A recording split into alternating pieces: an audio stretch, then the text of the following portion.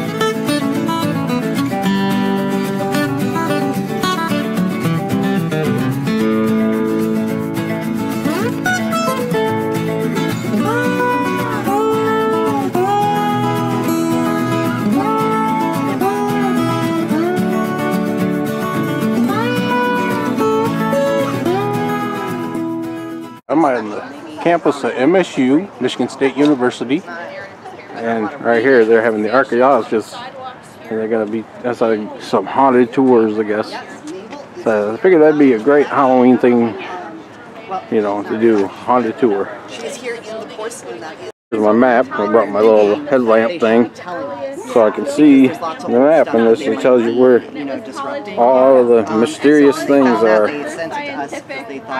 There's Mabel, which is the bus that we have a 3D print of here, and she was found underneath the parking lot by the M.S.U Museum, and then we have the frozen Charlotte doll, which is the little one, and the Victorians were kind of weird, and they had all sorts of like weird traditions and stuff, so the legend behind those dolls, there are many of them, is little Charlotte went out without her coat one day and got so we have some 3D models of artifacts and Halloween stuff, and we have artifacts that we found here on campus. This is Mabel.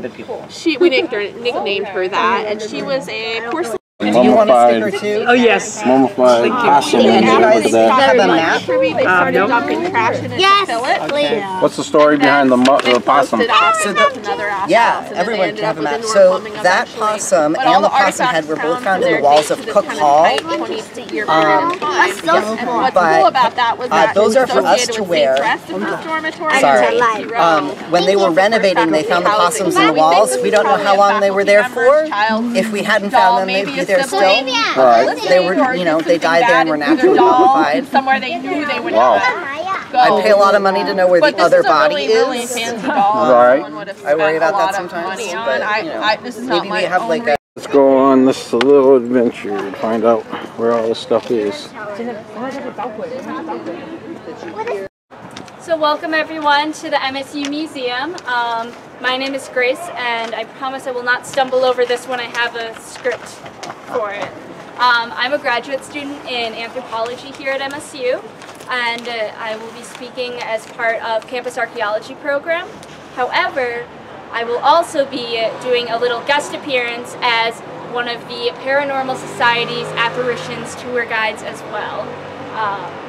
So over here I'm archaeology, and then over here I am a paranormal person. You're really spooky over there too. I mean, you can't deny it, yeah. No. So, archaeology first. Long ago, a very different building stood in this spot. It was called Williams Hall, and it was the second dormitory to exist on campus. It was built in 1869, but like nearby Saints Rest, it burnt down in 1919. It burnt down during winter break. However, there were no known human casualties. And when I say known, I mean there were none. Yeah, that sounded bad. Today, museum collections were originally housed in Linton Hall, just to the northeast of here. The current museum building that you see today was finished in 1925. It houses and curates a number of scientific and cultural collections, including many of the university's archaeological collections. Until 1994, the basement of the museum housed some of the archaeology offices as well as the labs. Although limited archaeology has been done in the immediate vicinity of the museum, just to the west of Beaumont Tower, a small archaic campsite dating between 3000 and 500 BC was discovered and excavated by Campus Archaeology in 2010 and 2011. Wow.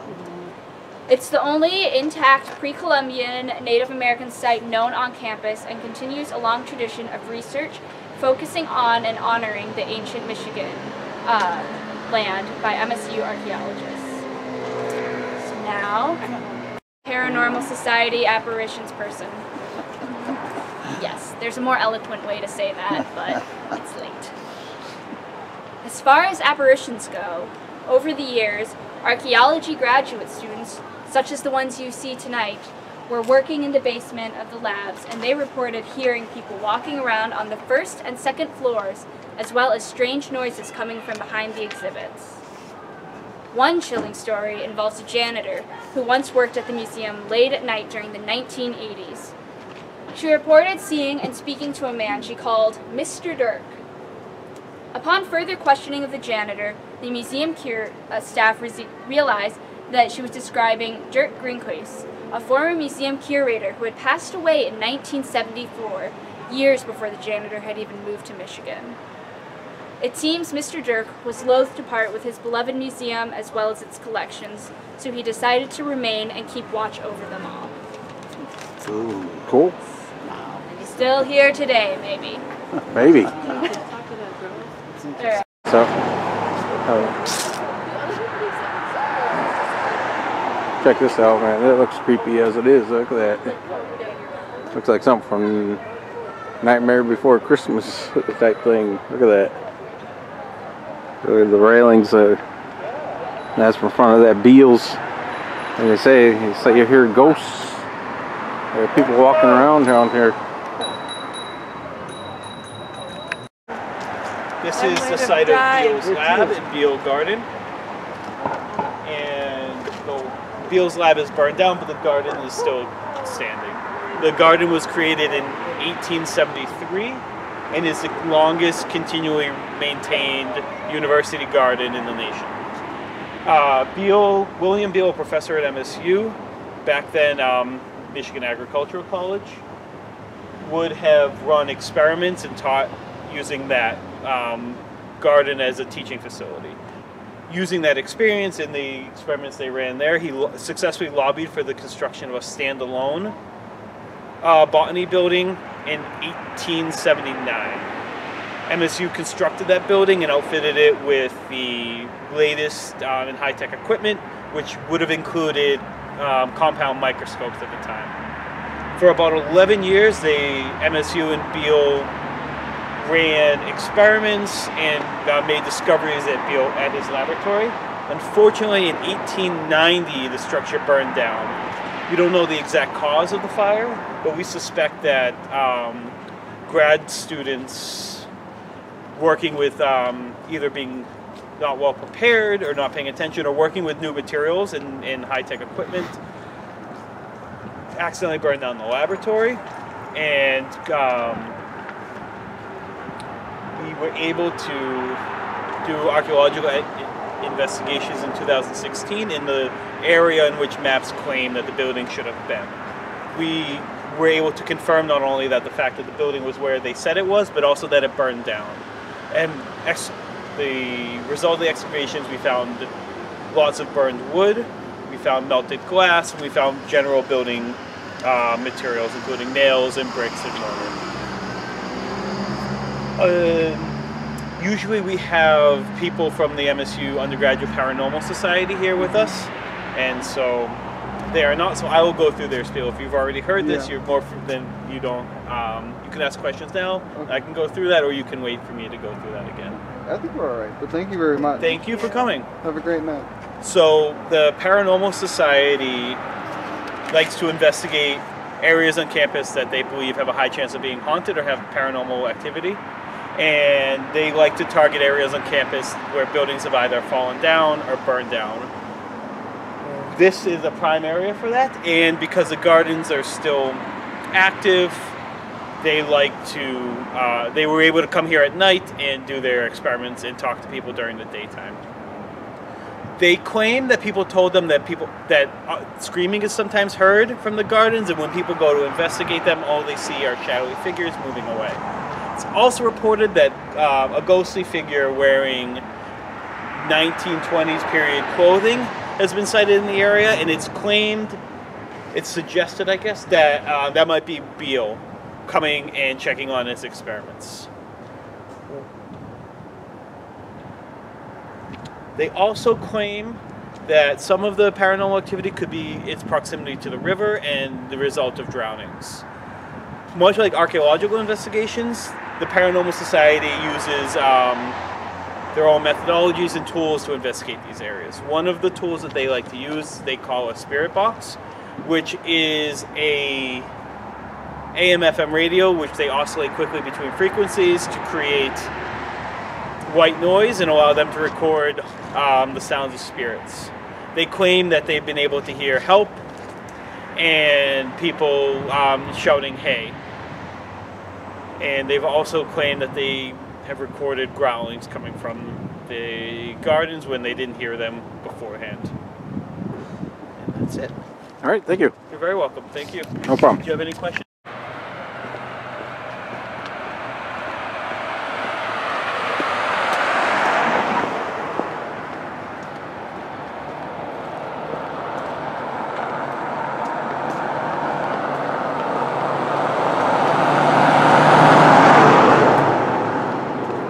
Campus archaeologist for Michigan State University. So I work with Dr. Stacy Camp that you would have heard at Beaumont Tower talking about the campus archaeology program. We work on mitigating and protecting the archaeological resources on Michigan State's campus. So where you're standing right now is the location of the first dormitory on campus called Saints Rest. It was constructed in 1857 and initially built to house around 56 undergraduate students. However, with increasing enrollment over those early years, it actually started to house over 80 students at a time, which meant 2 men to a twin bed, 2 twin beds to a dorm room. So very crowded. So you can imagine conditions got a little poor. And as all universities do, there isn't always funds for these kinds of things. So in the winter of, let me make sure I get my year right, 1876, when all the students were actually on winter break, nobody was in the building, it burned to the ground. And this is really interesting because they filled that all in with all of its rubble, that foundation, covered it up. Only thing that's left until this sign was put in not too long ago was that little stone in the ground over there. It's the only marker for years and years and years. And so, in 2005, to celebrate the sesquicentennial of Michigan State University, that 150-year anniversary, the Department of Anthropology actually hosted an undergraduate archaeological field school. This is something that we do to teach undergraduates how to do archaeological field methods, how to excavate, how to identify artifacts, that kind of thing. And what we did is we excavated this first dorm so our students could learn about our first students of Michigan State's history. And through this excavation, we actually found the foundations of the building. We found artifacts associated with it like stove doors, doorknobs, hinges, toothbrush holders, ceramic pitchers, chamber pots, those kinds of things. And we were able to get all the way down to the basement. And in that basement, we were able to find artifacts and working with the local fire department to figure out where the fire actually started in the basement.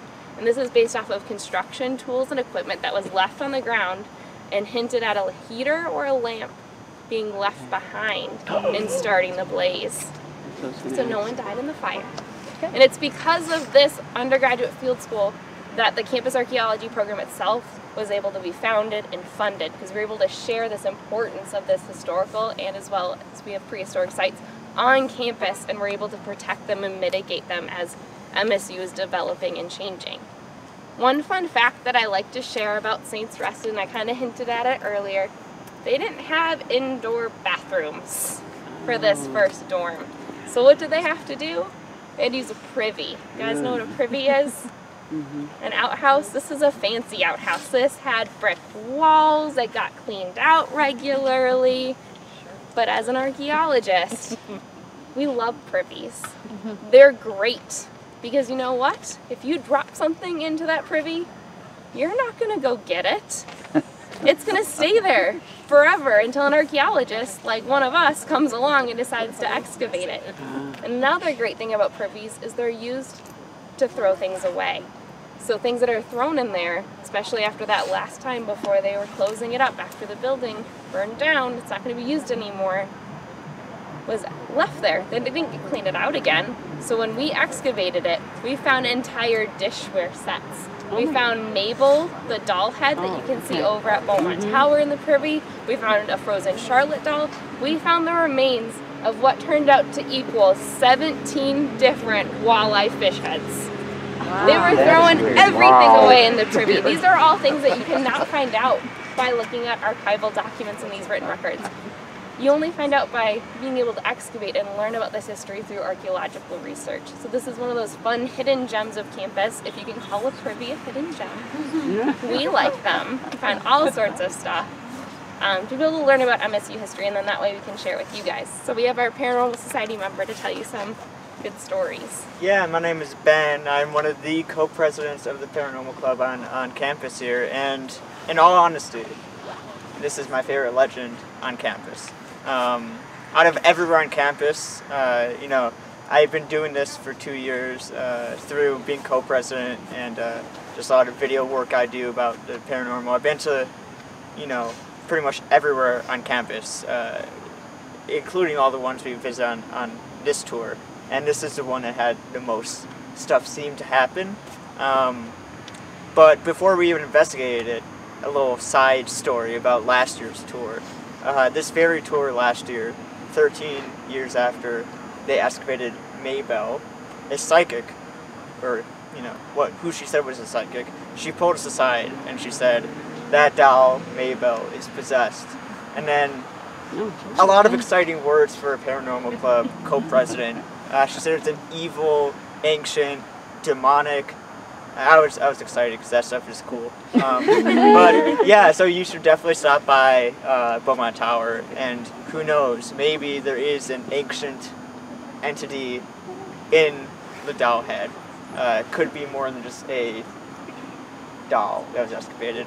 But when we did our little investigation rendezvous, this is all on camera and accessible to find.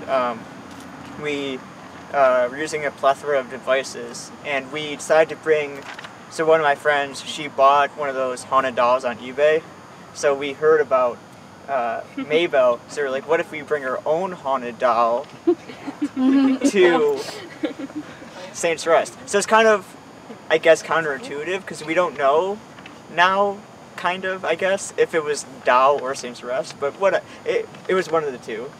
But even without the doll, there's a lot of reports here and experiences that some of us seem to have, such as a child singing. We were able to capture that through a device. And then a male voice that said hello 3 different times. Won't say anything else. It said hello. We're like, oh, hi, what's your name? And it goes, hi. We're like, okay. And then nothing for a half hour. And we're like, I guess it's not here anymore. And then it goes, hello. And we're like, okay, so it wasn't anything mean or ancient or evil, but it was just something friendly that wanted to introduce itself and just say hello. So, yeah, a lot of interesting things. Students pass through here all the time, right by the library. There's a lot of dorms around. So at night when passing through, they'll report like footsteps and voices with them, and that seems to coincide with, you know, the few voices and things that people had heard during an investigation here. So yeah, that's Saints Rest. Cool. Does anybody have any questions for us? That's awesome. The child singing, was it like a peaceful or happy, or was it kind of a mournful or sad type of singing? That was captured. There's this device called the spirit box. It goes through static white noise frequencies, 250 per second. So through the static, we were able to hear. It sounded like a little. I can probably try and pull it up. So if you want to. Oh, you dropped something. Drop your card. Then you dropped something. I don't know what it was. A card on your foot. Oh. Yeah. Oh. That's his YouTube channel, Yep, Travel Buddy. Traveling Buddy. You should check out Traveling Buddy. Thank you. Appreciate that. Get a good post up there. Got it? Yep. Check it out. Our hunted tour, we just do the spots here in West Circle. We do. You said We do other tours and things like that throughout the year. Things with Grandparents University, Michigan State University Science Fest, things like that. That sometimes we'll do tours as a part of. So it just depends on what outreach we're committed to each year. Right. Is this the girl? Yeah, should be here. Oh, hold on. I think I did the wrong section. Right. All right, here.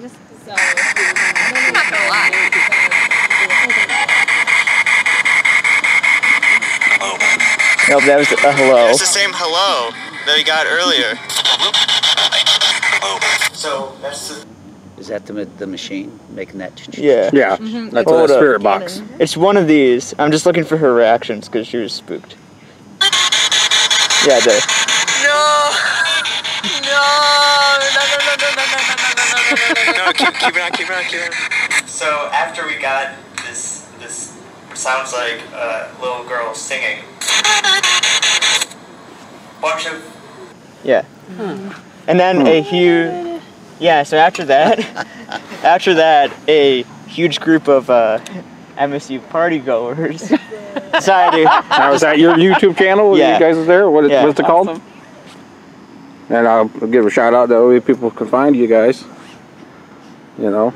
So are there theories as to the doll and children singing at an ominous Nope, storm? it's not Afterlife Toad, it's actually Road. It's called Afterlife Road. Afterlife Road. Okay, yeah, check them out. I'll definitely subscribe to you guys, man. I just subscribed to you. I appreciate it. Traveling Buddy, check it out. Buddy. Right. At this point. And you might be interested too. There's some other people I know, like probably called What the Paranormal. They're from Texas. What the Paranormal? They're called. Yeah. Oh goodness, I'm hoping. She does like spirit boxes and stuff like that. They're subscribed to us. So. Yeah. Oh, do you? Yeah. That was pretty cool. You know, got to meet somebody. You know, Michigan Inner Man met. You know, he said we started talking. He just did the Stimson Hospital with Michigan Inner Man. That was cool. You know, now got a new subscriber. I'll put their link down to their channel. You check them out.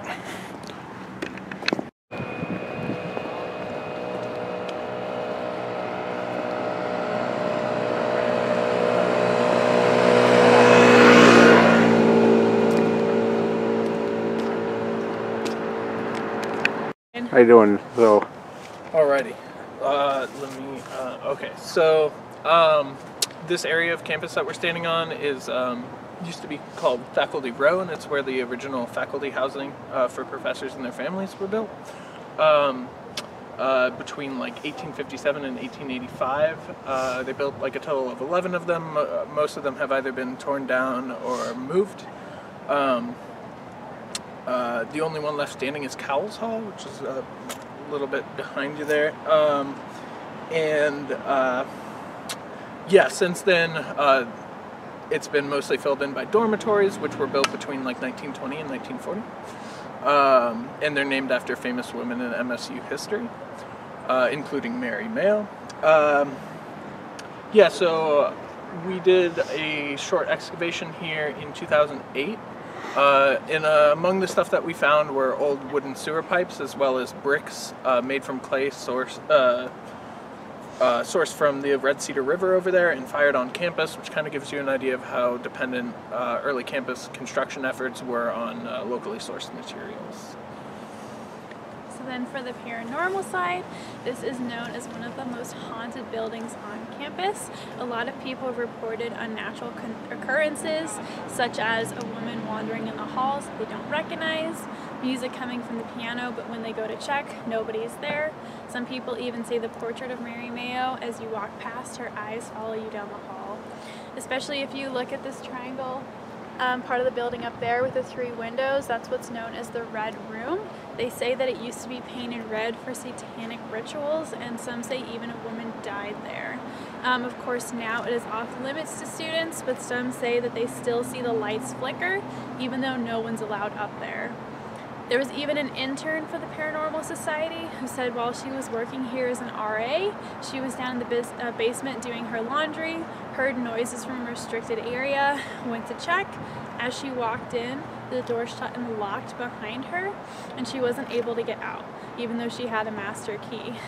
Finally, she tried a couple minutes later, and it worked perfectly, and she was able to get out. Even some of our visitors tonight have confirmed some of these stories. We had a woman who used to live here 11 years ago claim she also used to hear weird noises from the basement. And we had a gentleman who said he works on campus, said he once went to turn off a radio, and as soon as he walked into the next room, it turned right back on again. So there's quite a few haunted stories. There's more information, of course, online, but that's sort of the information we have for our tour today. Now, when was this built? Built between 1920 and 1940. I'm not sure about this building specifically. Okay. All right. Thank you very much. No problem. Thank you. All right, fellow travelers. That's about it for the little haunted tour around Michigan State University. It was awesome. I'd never heard of them stories before, and I'm sure there's probably other stories here. You know, I'll have to look it up and find out more, and maybe do my own personal investigation around here. So, if you like this, hit that like button. Share, subscribe. Any comments from me? Any comments appreciated. Any ideas for me to do? Let me know. I just might show up and do it. So until next time, my fellow travelers, I'll see you around the mitten.